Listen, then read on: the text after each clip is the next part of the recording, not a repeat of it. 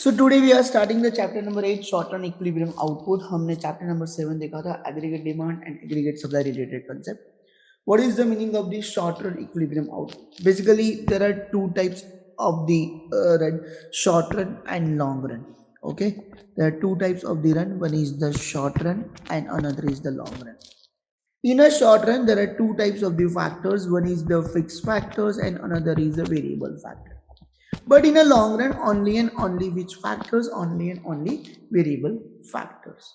So in a long run, variable factors. But in this chapter, concept of the short run, in a short run, there are two types of the factors. One is the fixed factors and another is the variable factors. So what is the meaning of fixed factors? In a fixed factors, technology factors remain constant. Technology आपकी क्या रहती है? Constant रहती है. But in a variable factors is level of employment. That means a labor is a variable factor. तो ये तो बात हुई शॉर्ट रन की. What is the meaning of the equilibrium output? Equilibrium output means that means AS equal to AD. What is the meaning of AS? Aggregate supply. And what is the meaning of AD? That means aggregate demand. If economy is AS equal to D, that means equilibrium. So on the basis of this certain assumptions, we are assume that कि भाई हमारी economy AS equal to AD कब होगी? On this assumptions पे होगी. So AS equal to AD के लिए economic में प्राइस क्या होनी चाहिए? इकोनॉमिक में प्राइस फिक्स्ड होनी चाहिए. ये जो कंसेप्ट है ये शॉर्ट रन में एप्लीकेबल होगा. लॉन्ग रन में कभी भी आपकी इकोनॉमिक इक्विलिब्रियम नहीं रहती है. यहाँ पे इकोनॉमी क्या रहती है कि यहाँ पे इकोनॉमी क्लोज रहती है. और लास्ट कि यहाँ पे गवर्नमेंट की इंटरवेंशन नहीं रहेगी. यानी उसका मतलब ये हुआ कि यहाँ पे आपकी जो इकोनॉमी है वो कौन सी इकोनॉमी होगी? टू सेक्टर्स इकोनॉमी होगी. कौन सी इकोनॉमी होगी? Two sectors economy. Is AS equal to AD. आपकी economy AS equal to AD तभी होगी. देन सर्टेन अजम्पशंस आपको अज्यूम करने पड़ेंगे कि your economy is fixed, applicable in short run, economy is closed, and there is no interventions of the government. It may be two sectors economy. Next is the investment approach. So in an investment approach, there are two types of investment. One is the induced investment and another is the autonomous investment. So what is the meaning of the induced investment? Induced investment yani those type of investment is done by the private sector with the profit earning motive. उनका motive क्या है कि profit earning है. Okay, सो इन induce investment कि भाई जहां पे आपकी इनकम इंक्रीज होगी वहां पे आपका इन्वेस्टमेंट भी क्या होगा? इंक्रीज होगा. When your income is increase your investment is also increase. और यहाँ पे कौन सी रिलेशनशिप है? यहाँ पे यानी पॉजिटिव रिलेशनशिप है. यहाँ पे कौन सी रिलेशनशिप है? यानी पॉजिटिव रिलेशनशिप. पॉजिटिव रिलेशनशिप यानी जैसे जैसे इनकम आपकी इन्वेस्टमेंट आपकी इंक्रीज होगी वैसे वैसे आपकी इनकम भी क्या होगी? इंक्रीज होगी. सो यहाँ पे कौन सी रिलेशनशिप है? यहाँ पे पॉजिटिव रिलेशनशिप है. जो भी प्राइवेट सेक्टर पे इन्वेस्टमेंट करता है वो सारे प्राइवेट सेक्टर्स कौन से इन्वेस्टमेंट करते हैं? इंड्यूस्ड इन्वेस्टमेंट करते हैं. फिर उसके बाद है autonomous investment. So what is the meaning of the autonomous investment? Autonomous investment is done for the public welfare and is not induced by the profit motive. Generally autonomous investment 99.900% autonomous investment done by the government, because government का motive जो है वो profit motive नहीं है. It is a motive is a social welfare. In induce invest autonomous investment यहाँ पे it remain constant कि in respective level of income की लेवल यहाँ पे कांस्टेंट रहेगी. राइट. एंड देन आफ्टर उसकी जो ग्राफ जो है वो पैरेलल टू एक्स एक्सिस ही जाएगी. And generally is done by the government sector. We already discussed in chapter number 7 ex ante investment and ex post investment. What is the meaning of ex ante investment? Ex ante investment यानी those type of investment which firms plans to invest. यानी that means आपका जो plan जो है यानी plan इसको हम लोग क्या बोलते हैं? ex ante investment बोलते हैं. And what is the ex post investment? Ex post investment का मतलब है actual investment जो आपकी actual result आती है. This type of investment is known as the ex post investment. Ex ante investment which firm plan to invest, and ex post investment that means the actual investment is known as the ex post investment. Okay, in equilibrium conditions, there are one equilibrium condition, AS equal to AD. AS that means Y and AD that means C plus. What is the meaning of aggregate supply? Aggregate supply का मतलब होता है is refers to plan output in economy की producer जो है वो जो plan करता है इकोनॉमी कि मैं इतना आउटपुट प्रोड्यूस करूंगा and this is the output which producer wish to produce during an accounting year कि ड्यूरिंग एन अकाउंटिंग ईयर में जो प्रोड्यूस करता है right this is known as the aggregate supply okay हमने ऑलरेडी 7 में देखा था कि भाई when your income is zero supply is also zero right because price is constant income 30 supply 30 income 50 supply 50 next जो है एग्रीगेट डिमांड जो है is the total demand for goods and service in economy measure in terms of total expenditure economy में कितना expenditure हुआ है economy में जितना एक्सपेंडिचर हुआ है वो आपके लिए क्या होगा कि वो आपके लिए एग्रीगेट डिमांड होगा सो एडी इक्वल टू हमने चैप्टर नंबर 7 में देखा था AD equal to chapter number 8 में AD equal to C plus I consumption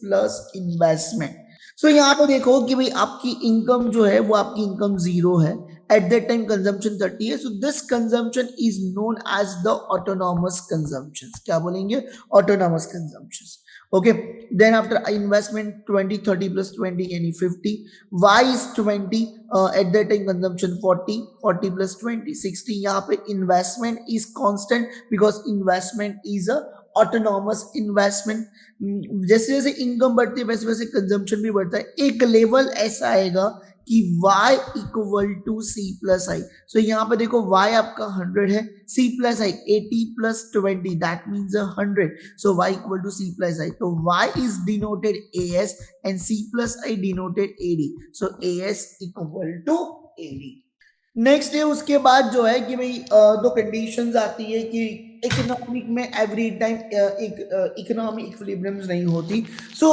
कभी एग्रीगेट सप्लाई ज्यादा होता है तो कभी एग्रीगेट डिमांड ज्यादा होता है अब मान लो कि से फॉर एग्जांपल कि एडी लेस देन एएस उस सिचुएशन में क्या होगा जब एग्रीगेट सप्लाई ज्यादा हो as compare to aggregate demand this is known as the excess supply इसको हम लोग क्या बोलेंगे एक्सेस सप्लाई बोलेंगे दूसरा कि यहाँ पे डिमांड कम है सप्लाई ज्यादा है तो प्रोड्यूसर को unplan increasing stock of goods कि भाई स्टॉक ऑफ गुड्स उनका क्या हो चुका होगा इंक्रीज हो चुका होगा फर्म विल रिड्यूस की फर्म क्या करेगी अपनी फैक्टर ऑफ प्रोडक्शन को कट डाउन करेगी फैक्टर ऑफ प्रोडक्शन को कट डाउन करके प्रोडक्शन कम करेगी यहाँ पे देखो कि भाई ओरिजिनली हम लोग यानी इकोनॉमी में ओरिजिनली बी लेवल ऊपर बी ओबी दैट मीन्स हम लोग बोलते हैं यहाँ पे ओरिजिन है सो ओबी लेवल पे हम लोग काम कर रहे हैं तो यहां से देखिए तो एग्रीगेट सप्लाई आपका क्या था ज्यादा था लेकिन हमारा कंसेप्ट क्या है कि हमारा कंसेप्ट है इकोनॉमी को इक्विलिब्रियम बनाना है यानी एएस इक्वल टू एडी करना है सो उस केस में प्रोड्यूसर के पास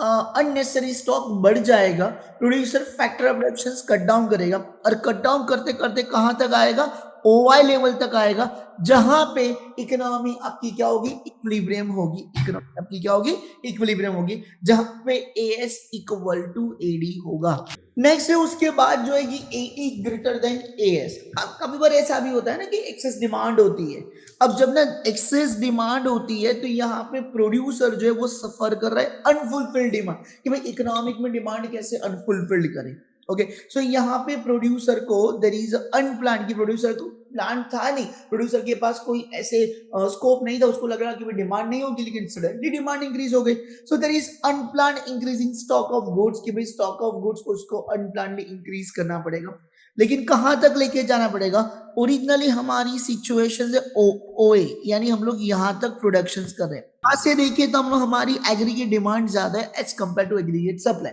इकोनॉमी इस लेवल पे इक्विलिब्रियम हो रही है सो हमें ओ ए से लेके ओ वाई तक अपनी प्रोडक्शंस बढ़ानी पड़ेगी जहां पे एएस इक्वल टू एडी हो ये था AS AD approach next approach है S equal to I approach अब एस इक्वल टू आई कैसे होगा AS equal to AD AS का मतलब है वाई एडी का मतलब है सी प्लस आई हमने चैप्टर नंबर 7 में देखा था कि y equal to C plus S and AD equal to C plus I तो यहाँ पे c कॉमन निकल गया तो s equal to I okay क्या है s equal to I okay so what is meaning of ex and semi ex earn saving that means a plan saving, कि भाई आपकी इकोनॉमी में क्या है कि प्लान सेविंग है। और एक्सपोस्ट का मतलब होता है एक्चुअल सेविंग, एक्सपोस्ट का मतलब क्या होता है एक्चुअल सेविंग, कि भाई एक्चुअल सेविंग्स कितनी है। नेक्स्ट उसके बाद देखो कि देखो वाई आपका 0 है, इन्वेस्टमेंट आपकी ऑटोनॉमस है, कंजम्पशन 30 यानी सेविंग्स आपकी नेगेटिव होगी, 20 माइनस 40 सेविंग नेगेटिव होगी, 40 50 सेविंग्स नेगेटिव होगी, इनकम और कंजम्पशन इक्वल हो जाएंगे। यहाँ पे एक एमसीक्यू पूछता है इफ इनकम और consumption both are equal at that time saving क्या होगा, तो सेविंग ऑलवेज आपकी 0 होगी। क्या होगी आपकी सेविंग 0 होगी। देन आफ्टर इनकम इंक्रीज होती है, कंजम्पशन भी इंक्रीज होता है, लेकिन उसके कंपेयर में नहीं, सर्टेन पोर्शन आप सेविंग में डाल रहे हो, इनकम इंक्रीज हो रहा है, कंजम्पशन भी इंक्रीज हो रहा है, लेकिन सर्टेन पोर्शन सेविंग में डाल रहे हो। सो 2020 तो यहाँ पे S इक्वल टू क्या है, यहाँ पे S इक्वल टू I हो रहा है। ओके यहाँ पे क्या हो रहा है, S इक्वल टू I हो रहा है। सो काफी बार ऐसा भी होता है कि सेविंग्स ज्यादा होती है और इन्वेस्टमेंट कम होता है। अब ना ऑलवेज सेविंग्स नेगेटिव से शुरू होती है, right? So this is the x-axis and this is a y-axis. Saving always आपकी नेगेटिव से शुरू होती है। अब जब सेविंग आपकी नेगेटिव से शुरू होती है तो उस केस में क्या होता है कि भाई उस केस में eight that time it's autonomous consumption. अब यहाँ पे देखो कि अब सेविंग्स आपकी ज्यादा और इन्वेस्टमेंट कम है। हम इकोनॉमी में किस लेवल पे प्रोडक्शन करें, हम लोग इकोनॉमी में ओबी लेवल पे प्रोडक्शन करें। सो यहाँ पे हम लोग देखें तो हमारी यहाँ पे सेविंग्स क्या है, ज्यादा है, सेविंग्स क्या है, ज्यादा है। अब हाउस होल्ड जो है वो ज्यादा सेव कर रहा है, उसका मतलब है वो कंजम्पशन कम कर रहा है, प्रोपेंसिटी टू उसकी कम हो रही है। डन। सो फर्म यहाँ पे एक्सपेक्ट करेगा कि भाई इन्वेंटरी इंक्रीज करके इन्वेंटरी में इन्वेस्टमेंट करके फायदा ही नहीं है क्योंकि सेविंग ज्यादा हो रही है। सो फर्म अपनी इन्वेस्टमेंट जो है वो क्या करेगा, कम करेगा, अपना अनवांटेड स्टॉक क्या करेगा, कम करेगा। ओके अब अनवांटेड स्टॉक कम करेगा, प्रोडक्शन कम करेगा। सो प्रोडक्शन कम होगी, इनकम भी क्या होगी, कम होगी। और कहां तक, जहां तक S इक्वल टू I है वहां तक, यानी हम लोग यहाँ पे प्रोडक्शन OB से लेके कहां तक लेके जाएंगे, OY तक। फिर उसके बाद जो है कि भाई S लेस देन I, यानी यहाँ पे इन्वेस्टमेंट ज्यादा है और सेविंग्स आपकी कम है। So in this situation saving is less and investment is more. So aggregate expenditure is increase in economy. इस सिचुएशंस की इन्वेस्टमेंट ज्यादा है तो एग्रीगेट डिमांड ज्यादा होगी as compare to aggregate supply. So producer यहाँ पे एंटायर डिमांड को फुलफिल नहीं कर पाएगा, right. This will promote the producer to plan higher output, उसको ज्यादा से ज्यादा आउटपुट करना पड़ेगा। हायर आउटपुट का मतलब है कि higher income, and higher income का मतलब है हायर सेविंग। तो यहाँ पे S इक्वल टू I होगा। सो ओरिजिनली हम लोग इस लेवल पे प्रोडक्शन कर रहे थे, OY लेवल पे प्रोडक्शन कर रहे थे। एट दैट टाइम यहाँ पे देखो कि यहाँ पे आपकी जो इन्वेस्टमेंट जो है वो क्या है, ज्यादा है। अब हो क्या रहा है, बहुत ध्यान से सुनना, अब हो क्या रहा है कि यहाँ पे प्रोड्यूसर को ऐसा लग रहा है कि भाई मार्केट में डिमांड ज्यादा है। अब डिमांड ज्यादा है तो उसको ज्यादा से ज्यादा प्रोडक्शन करना पड़ेगा। ज्यादा प्रोडक्शन यानी ज्यादा इनकम, ज्यादा इनकम यानी ज्यादा सेविंग। तो कहां तक हमें सेविंग करनी पड़ेगी, जहां तक S इक्वल टू I है, ये नहीं यहां तक आएगा। नेक्स्ट जो है शिफ्ट इन इक्विलिब्रियम। अब ना बहुत ध्यान से समझना, अब ना बिजनेस स्केल अप हो चुका है। If your business is scale up, so in that case तुझे इन्वेस्टमेंट ज्यादा बढ़ाना पड़ेगा।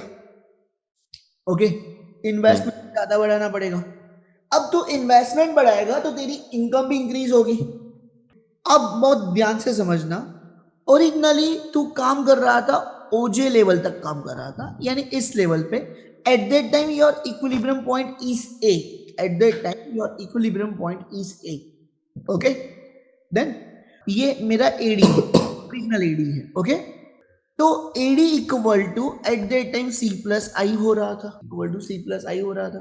अब बहुत ध्यान से सुनो, अब तूने इन्वेस्टमेंट बढ़ाया, यानी इन्वेस्टमेंट बढ़ाया तो बट ऑब्वियस है कि इनकम भी इंक्रीज होगी, तो C plus I plus change in I होगा क्योंकि इन्वेस्टमेंट में चेंज आया। सो इन्वेस्टमेंट में चेंज आया तो your income is also increase. X axis पे आउटपुट और इनकम दोनों आती हैं। Okay done. अब इनकम कितनी इंक्रीज हुई, इनकम कितनी इंक्रीज हुई, तो उस केस में जो E और F है, ये जो E और F है, राइट, ओके, सो ये जो कंसेप्ट क्या शो करता है, if your investment 10 times is if your investment is increase by 10 times, so then your income is increased by 20 times.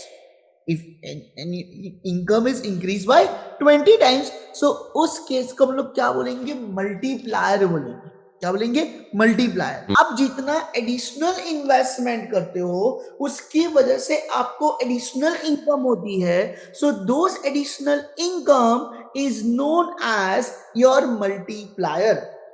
Okay, so additional investment is change in is level of income as per the diagram OJ to OK. Increase हमारी income हो रही है JK level तक. Size of additional investment is EF. This offers the conclusion that additional investment carries the multiplier effect कि जितना investment किया उसके time पे कितनी मेरी income generate हुई. So this concept is known as multiplier. अब मल्टीप्लायर है क्या और किसको हम लोग उसकी प्रॉपर डेफिनेशंस क्या है, किसको हम लोग मल्टीप्लायर बोलेंगे. Multipliers refers to the number of time by which the increasing output, कि आपका आउटपुट इंक्रीज हो रहा है, income exceed the increasing investment, कि आपकी इनकम बढ़ रही है किसके कंपेयर में, इन्वेस्टमेंट के कंपेयर में. So it is the, यहां से प्रॉपर डेफिनेशन चालू होती है, it is measured as the ratio between change in income and change in investment. So multiplier की यहां पे फॉर्मूला क्या बनती है, so multiply is always denoted by, multiplier is always change in income upon change in, okay, change in income upon. अब K की दो formula है, ओके, एक ये भी है K equal to change in Y upon change in I, और एक और फॉर्मूला है K equal to 1 upon 1 minus MPC, और उसकी एक और फॉर्मूला है K equal to 1 upon MPS. ये कैसे एमपीएस आया, because MPC plus MPS equal to 1. So MPS equal to 1 minus MPC. इसलिए नेक्स्ट है उसके बाद relations between multiplier and MPC, most important, और इसके सम्स बहुत इंपॉर्टेंट है. 40 सम्स है, मैंने लाइक नोट्स आपको भी इजी हुई है. Okay, there is a direct relations between multiplier and MPC. Multiplier और एमपीसी के बीच में direct relationship. Higher the value of MPC, जितनी एमपीसी की वैल्यू ज्यादा होगी उतना ही लाइक क्या होगा कि के की वैल्यू ज्यादा. Higher the value MPC that means K की वैल्यू भी ज्यादा ही होगी. सो यहाँ पे एमपीसी इंक्रीज, के इंक्रीज, एमपीसी डिक्रीज, के डिक्रीज. कैसे, एमपीसी 0, 0.2, 0.5 एंड 1, और यहाँ पे देखो कि के की फॉर्मूला क्या है. So k equal to 1 upon 1 minus MPC. तो 1 upon 1 that means 1 आ गया. दूसरा है कि 1 upon 1 minus 0.2. So 1 minus 0.2, then after 1 minus 0.5, तो that is 0.5. 0.5 that means 2. और 1 upon 1 minus 1, तो 1 upon 0, तो that. तो कभी आपको ऐसा पूछे कि k की मिनिमम वैल्यू कितनी, 1, और मैक्सिमम वैल्यू कितनी, इनफाइनाइट. फिर उसके बाद जो है कि भाई नेक्स्ट जो है एमपीसी, एमपीएस और के की relationship. So your MPS is यहाँ पे 0 है, तो एट द टाइम, क्योंकि के की फॉर्मूला क्या है, 1 upon MPS. So 1 upon 0 that means your infinite. Okay, 1 upon 0.2, 5, 1 upon 0.5, 2 and 1 upon 1 that means 1. So MPS और के की रिलेशनशिप्स क्या है, इनवर्स है. हाँ, ओके. उसके बाद है मल्टीप्लायर मैकेनिज्म. ये मोस्ट इंपॉर्टेंट है. क्या है मल्टीप्लायर मैकेनिज्म? सो मल्टीप्लायर मैकेनिज्म क्या है कि मल्टीप्लायर मैकेनिज्म का मतलब ये होता है कि आप इन्वेस्टमेंट के कंपेयर में इकोनॉमी में ओवरऑल इनकम कितनी इंक्रीज होती है. If your investment, change in investment economic में मान लो कि से फॉर एग्जांपल 100 है, ओके, कितना है, 100 है. अब बहुत ध्यान से सुनना, मजेदार कंसेप्ट है. 100. अब मान ले कि क्रिश तेरे पापा ने तुझे 100 करोड़ दिए कि बेटा ये तेरे पास बिजनेस के लिए मैंने तुझे पैसे दिए, तू इन्वेस्ट कर. अब 100 करोड़ में से मान ले कि से फॉर एग्जांपल कि 50 CR का तूने फैक्ट्री के लिए लैंड ली, 20 CR की तूने इक्विपमेंट लिए, 520 + 70, 10 CR के तूने लाइक फैक्ट्री कंस्ट्रक्शंस और ये सारी चीजें करवाई, ओके, एंड बाकी का जो 5 CR for labour and 5 CR that means furniture equipments and all this thing, okay, all this stuff. So total कुल मिला के हुआ 100 करोड़। कि लैंड वाले के लिए इनकम कितनी हुई 50 CR, ओके, और बाकी की मान लेके से फॉर एग्जांपल 10 CR जो है तूने स्पेंड किए कंपनी व्हीकल्स में, ओके, देन 100 हुए। सो यहाँ पे इक्विपमेंट वाले की कितनी इनकम हुई 20 CR। यहाँ पे 10 CR जो इनकम हुई, मान लो कि फैक्ट्री कंस्ट्रक्शंस की इनकम हुई, ओके। यहाँ पे 5 CR जो है इनकम हुई लेबर के लिए इनकम हुई, बाकी के 5 CR जो है फर्नीचर इक्विपमेंट के लिए हुई, और बाकी के जो 10 CR जो है वो व्हीकल्स के लिए इनकम हुई, व्हीकल्स वालों। सो टोटल इकोनॉमी में इनकम कितनी हुई। अब ये सभी लोग एक्सपेंडिचर कितना कर रहे हैं 50% कर रहे हैं। सो 100 का 50% कितना होगा, तो सेविंग्स कितनी होगी 50। मान लो कि ये जो लोगों ने, जो हमने जिसके पास से लैंड लिया, जिसके पास से इक्विपमेंट लिया, जिसके पास से फर्नीचर्स लिया, फैक्ट्री कंस्ट्रक्शंस करवाई, फर्नीचर लिया, लेबर जो है और व्हीकल्स वाले, ये कहीं ना कहीं पैसा स्पेंड तो करेंगे, okay.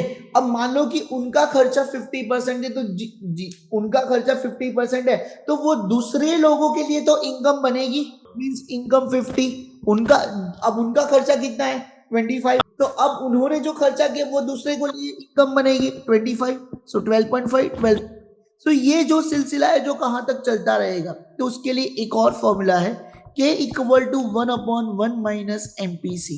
So K equal to 1 minus 0.5. So K equal to 1/5. That means 2.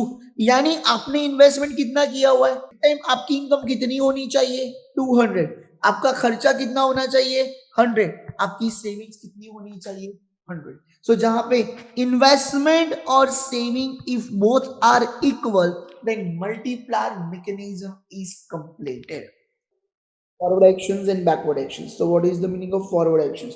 So forward actions का मतलब ये होता है कि आप जितना टाइम इन्वेस्टमेंट करते हो उतनी मल्टीपल टाइम्स आपकी इनकम क्या होती है, इंक्रीज होती है। This is known as a forward action.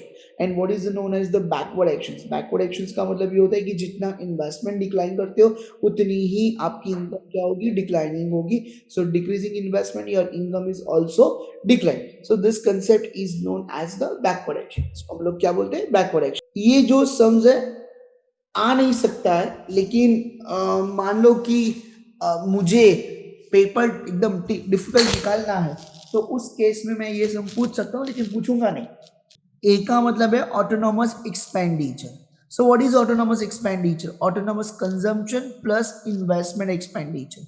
So autonomous consumption is denoted by A bar, autonomous consumption is denoted by C bar and investment expenditure is denoted by I bar।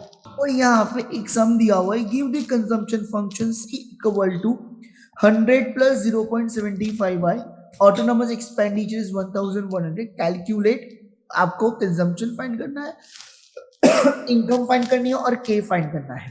C find करना है, income find करनी है और आपको के find करना है। Generally यहाँ पे बच्चे कंफ्यूज जो हो जाते हैं, यार ऑटोनोमस एक्सपेंडिचर यहाँ पे उसको C bar 1/1 minus 0.75, that means 1/0.25, so 1/0.25 equal to 4 बराबर है। हाँ, अब यहाँ पे बच्चे कंफ्यूज क्या हो जाते हैं, सर ये सी बार है तो भाई ये क्या है, तो ये भी दो तो सी बार नहीं हो सकते। Equal to 1100, A bar equal to C bar plus I bar, 1100 equal to 100 plus I bar, so I is 1000, Y equal to C plus I. So यहाँ पे y जो है 100 प्लस 0.75y प्लस 1000, ये इस साइड जाएगा, so y equal to 4400। Then after c equal to 100 0.75 into 4000, तो c कितना आएगा 3400। Okay, चलो let's go. So in economy MCS 0.25. Okay, so your MCS 0.25.